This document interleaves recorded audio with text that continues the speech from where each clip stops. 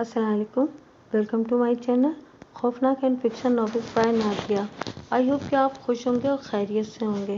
कहानी शुरू करने से पहले आपसे गुजारिश है कि मेरे चैनल को लाइक करें और सब्सक्राइब करें। आइए इस खौफनाक कहानी का आगाज़ करते हैं।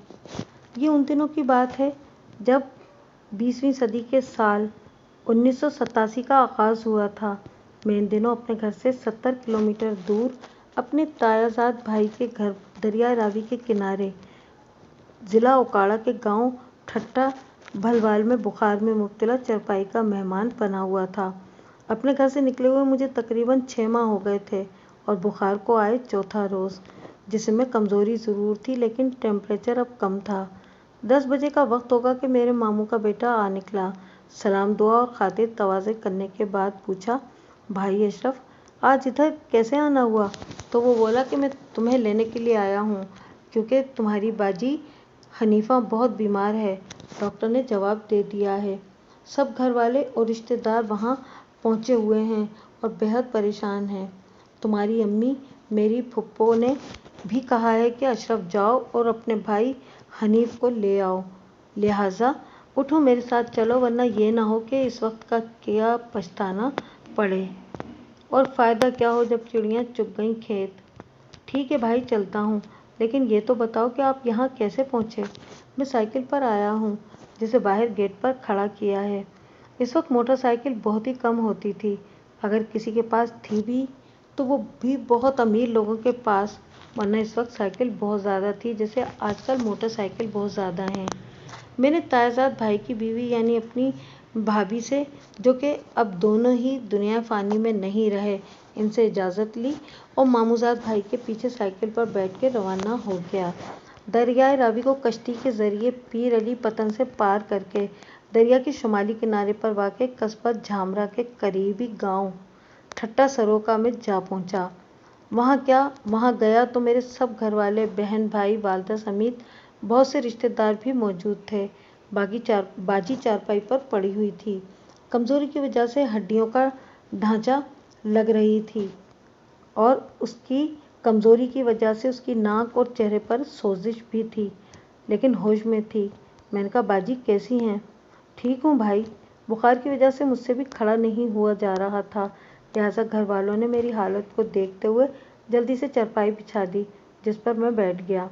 मेरे बहनोई अहमद अली मेरे पास आकर बैठ गए तो मैंने उनसे पूछा, क्या हुआ बाजी को? कहने लगे, यही तो पता नहीं लग रहा कि इन्हें क्या मर्ज़ लाहक है। अचानक दौरा पड़ता है तो गिर जाती है, इसे कुछ होश नहीं रहता। घंटा 1.5 घंटा इसी तरह बेहोशी में गुजरने के बाद फिर होश आ जाता है। हम इसे पहले जंडियानवाला हॉस्पिटल ले गए। वहाँ से हमें अलाइड अस्पताल फैसलाबाद रेफ़र किया गया। वहाँ पर 10 रोज़ के इलाज पर जब कोई इफाका ना हुआ, बल्कि इसे होश में लाने के लिए न सिर्फ इंजेक्शन लगाने के साथ साथ नाक में मुख्तलिफ दवाइयाँ भी डालते और सूंघाते रहे, जिससे न सिर्फ नाक ज़ख्मी हो गई बल्कि सोजिश भी हो गई, जैसे आप खुद देख रहे हैं। जबकि इनसे ये दौरे और बेहोशी ख़त्म भी ना हुई तो उन्होंने हमसे कहा कि इसे घर ले जाएं। सो हम घर ले आए हैं। बाकी अब आप खुद मुलाहिज़ा कर सकते हो, हमें तो कुछ समझ नहीं आ रही। अभी हम बातें कर ही रहे थे कि बाजी को फिर दौरा पड़ गया। बाजी ने चीख मारी और बेहोश हो गई। मैं हिम्मत करके उठा, गो मेरी अपनी तबीयत ठीक नहीं थी, फिर भी मैंने अपनी परवाह न की। बाजी की आंखों में देखा जो बिल्कुल खुली हुई थी और दांत सख्ती से बंद थे।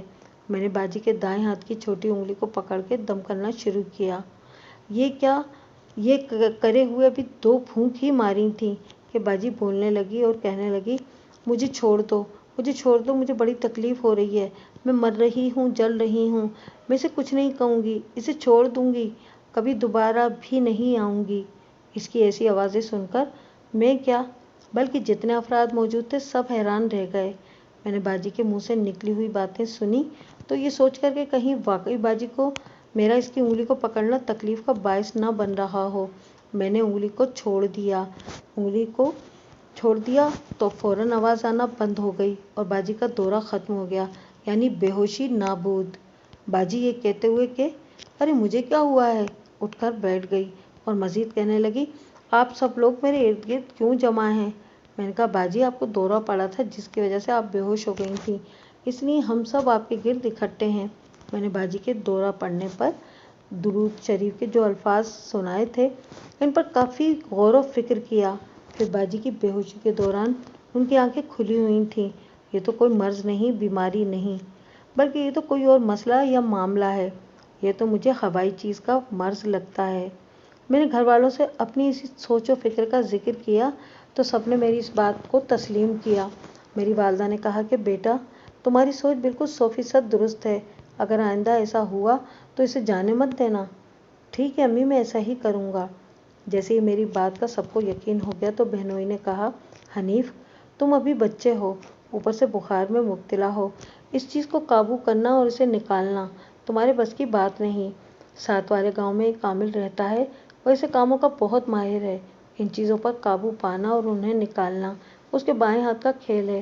ابھی عصر کا وقت ہے، میں اسے جا کر لے آتا ہوں۔ ابھی گیا اور ابھی آیا۔ وہ سائیکل پر عامر کو لینے چلے گئے۔ 1 گھنٹے میں عامر کو ساتھ لے کر واپس آ گئے۔ عامر صاحب نے آتے ہی اگربتیاں منگوائیں اور اگربتیاں جلا دیں۔ اتنے میں باجی کو پھر دورہ پڑ گیا۔ عامر نے کچھ پڑھ کر پھونک ماری تو ہوائی چیز باجی کے اندر سے باجی ہی کے ذریعے سے بولی، خیریت چاہتے ہو تو یہاں سے دفع ہو جاؤ۔ میں کیسے دفع ہو جاؤں؟ میں تو تجھے دفع دور کرنے آیا ہوں۔ تم کیا سمجھتے ہو یہ اگربتیاں جلانے اور دھونی لگانے سے میں بھاگ جاؤں گی؟ نہیں، میں نہیں بھاگوں گی۔ میں تمہیں بھگاؤں گا نہیں، بلکہ جلا کر بھسم کروں گا۔ تو پھر ٹھیک ہے، دیکھتی ہوں میں کہ دفع تو ہوتا ہے یا میں۔ میں چاہتی تھی کہ تم خون خرابے کے بغیر یہاں سے چلے جاتے تو بہتر تھا، نہ مجھے چھیڑتے اور نہ خود تکلیف سے دوچار ہوتے، مگر مجھے لگتا کہ تم خود بھی مجھ سے اذیت اٹھاؤ گے اور یہ جو کہ اب تک مجھ سے بچی ہوئی تھی اس کو بھی تکلیف میں مبتلا کرو گے۔ تو نہیں جانتی کہ میں کون ہوں اور اس طرح کے کام میں کتنا ماہر و مشہور ہوں۔ اس سے پہلے تم جیسے کتنیوں کو جلا کر خاک کر چکا ہوں۔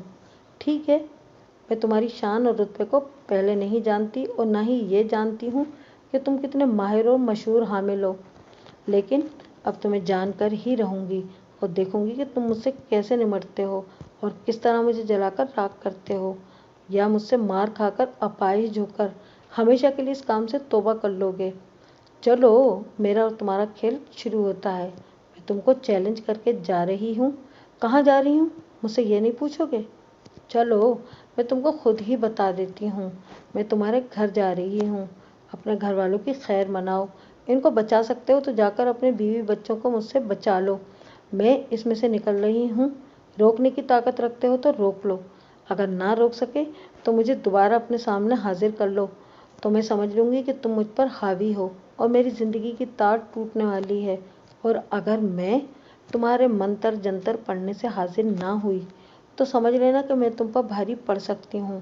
پھر بھی اگر میری باتیں تمہاری عقل میں نہ آئیں اور تم یہاں سے نہ گئے تو پھر مقابلہ ضرور ہوگا جس میں تم مجھ سے ضرور نقصان اٹھاؤ گے۔ لو، پھر میں جا رہی ہوں، لگاؤ اپنی طاقت، کر لو مجھے حاضر، لو اپنے گھر کی خبر۔ یہ کہہ کر وہ شو کرتی ہوئی چلی گئی اور ساتھ ہی باجی اٹھ کر بیٹھ گئی۔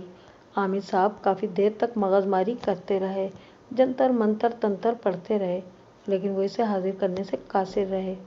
یعنی اس نے نہ حاضر ہونا تھا اور نہ ہی وہ حاضر ہوئی۔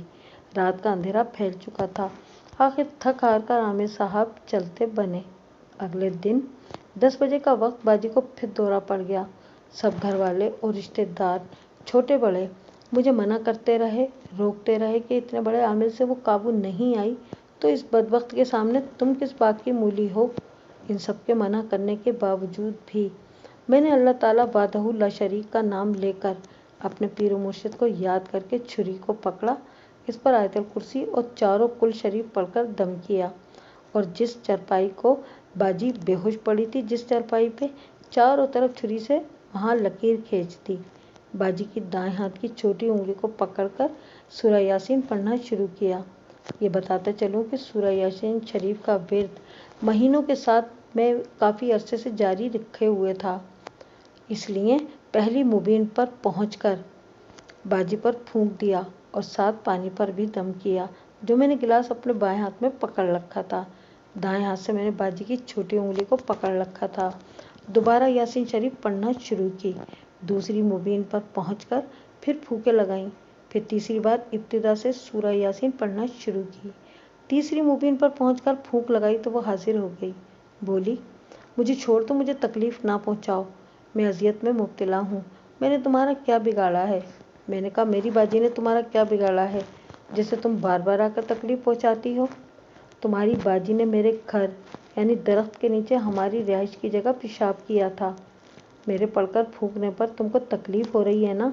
तो बाजी को तो 20-25 दिन से मुसलसल तुमने तकलीफ में मुब्तला किए हुआ है, जिससे सारे घर वाले भी तकलीफ में मुब्तला हैं और परेशान भी। इस बार मेरी बातें सुनकर वो खामोश हो गई।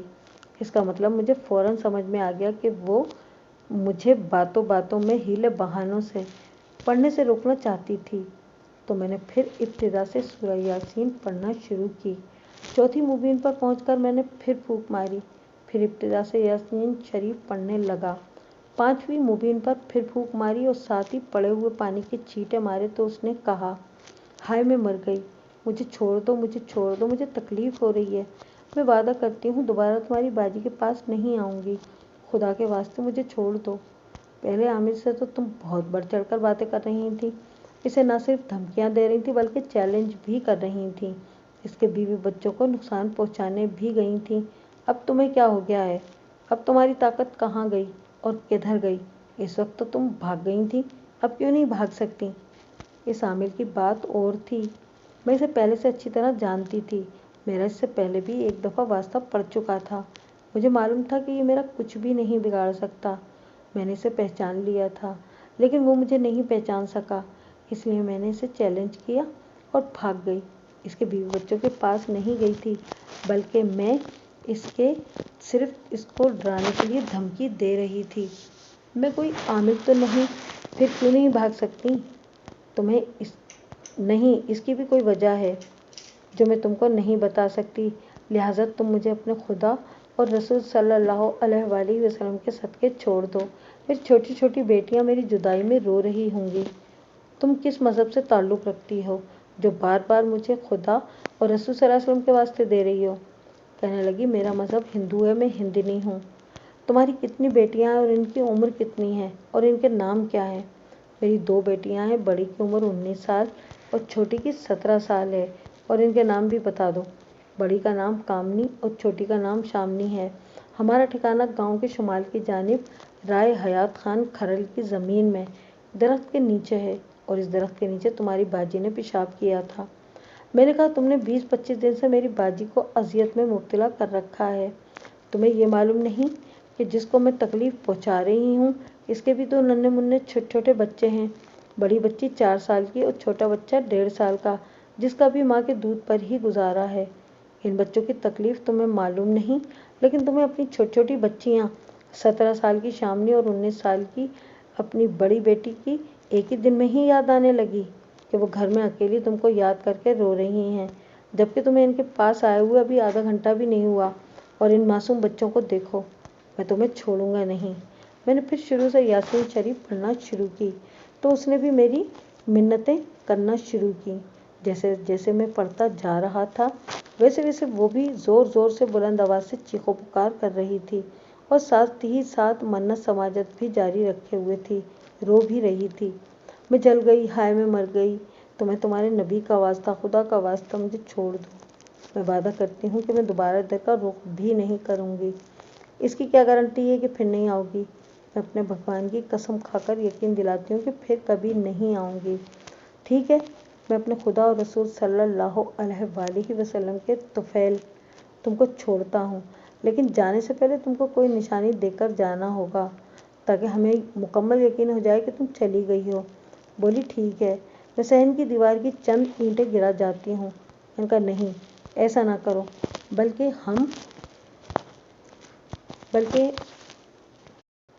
हम इस बाहर वाली दीवार पर हांडी रख देते हैं। तुम इसे गिराकर चलती बनना और फिर कभी इधर का रुख भी ना करना।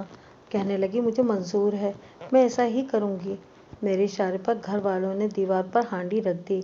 मैंने जैसे ही बाजी की उंगली को छोड़ा, आयतल कुर्सी और चारों कुल शरीफ पढ़कर छुरी को ज़मीन से निकाला तो हांडी धड़ाम से नीचे ज़मीन पर गिरी और इसके टूटने से ज़ोरदार आवाज़ आई। इसके बाद बाजी उठकर बैठ गई और मेरी इस कामयाबी पर सब घर वाले बहुत खुश थे। सभी मुझे मुबारकबाद दे रहे थे। अगली सुबह सब घर वाले और तमाम आए हुए रिश्तेदार अपने अपने घरों को रवाना हो गए। मैं तकरीबन 15-20 दिन वहाँ पर रहा। इस दौरान मेरा बुखार भी उतर गया और इतने दिन इस चुड़ैल ने भी कभी भूल कर भी इधर का रुख न किया। 21वें रोज़ मैं भी अपने घर ननकाना साहब वापस आ गया। जैसे ही मैं घर पहुंचा तो इसी वक्त वो चुड़ैल फिर बाजी के अंदर आ गई। बाजी की फिर वही पहले जैसी बेहोशी की कैफियत। बहनोई अहमद अली बड़े परेशान कि अब क्या करूं, तन्हा हूं, बच्चों को संभालूं या बीवी को देखूं।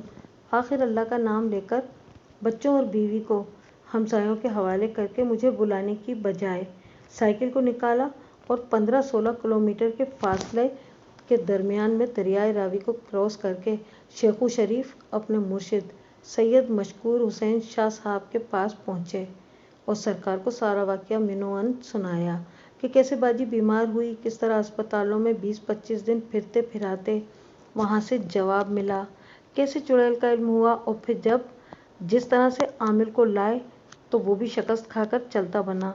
फिर हनीफ शाकिर ने इसको किस तरह काबू करके निकाला। जितने दिन हनीफ हमारे यहाँ मौजूद रहा तो चुड़ैल ने भूल कर भी उधर का रुख न किया। जैसे ही वो चला गया तो इस कमबख्त ने फिर आना शुरू कर दिया है। अभी बेहोशी की हालत में बीवी और अपने दोनों मासूम बच्चों को हमसायों के हवाले करके आया हूँ। पीर साहब ने कहा कि अहमद अली परेशान ना हो, मोहम्मद हनीफ शाकिर मेरा मुरीद है, मुझसे इसने एक दफ़ा एक चिल्ला 40 रोज़ काटने की इजाज़त ली थी। मैंने न सिर्फ इसको इजाज़त भी दी बल्कि इसके पीछे रूहानियत के ज़रिए ख्याल भी रखा और मुकम्मल तौर पर तहफ़्फ़ुज़ भी दिया। इसलिए चुड़ैल को हनीफ ने काबू कर लिया। लेकिन हाँ, हमारे मुरीद से गलती हो गई। अगर वो गलती ना करते तो चुड़ैल की क्या मजाल कि दोबारा वापस आती। बहनोई अहमद अली ने अर्ज़ की, सरकार मोहम्मद हनीफ से क्या गलती हुई? तो सरकार ने फरमाया, हनीफ से यह गलती हुई कि चुड़ैल पर काबू पाकर निकाल तो दिया लेकिन तावीज़ लिख कर देना भूल गया। चलो, देर आए दुरुस्त आए, अब हम ये काम किए देते हैं। सरकार ने तावीज़ लिखकर देते हुए फरमाया कि अहमद अली ये तावीज़ अपनी बीवी के गले में डाल देना। चुड़ैल अब कभी भी इसे नुकसान न पहुंचा सकेगी और न ही अंदर दाखिल हो सकेगी। अगर ऐसा करना चाहेगी तो जलकर राख हो जाएगी। हाँ, अलबत्ता एक बात, वो ये कि तुम अब इस गांव को खैरबाद कह दो, फौरी तौर पर ना सही, लेकिन जिस वक्त तुम्हारे पास हिजरत करके दूसरी जगह रहने की गुंजाइश और हिम्मत हो तो इस वक्त ज़रूर इस पर अमल करना। अहमद अली ने सरकार से इजाज़त लेकर घर वापस आ गए और आते ही सरकार के दिए हुए तावीज़ को बाजी के गले में डाल दिया। वो दिन और आज का दिन वो चुड़ैल फिर कभी भी नहीं आई। लेकिन मेरे बहनोई ने मुर्शिद के कहने पर मुकम्मल अमल किया। इस गांव से हिजरत करके जड़ानवाला शहर में रिहाइश इख्तियार कर ली और अब माशाअल्लाह हंसी खुशी ज़िंदगी बसर कर रहे हैं।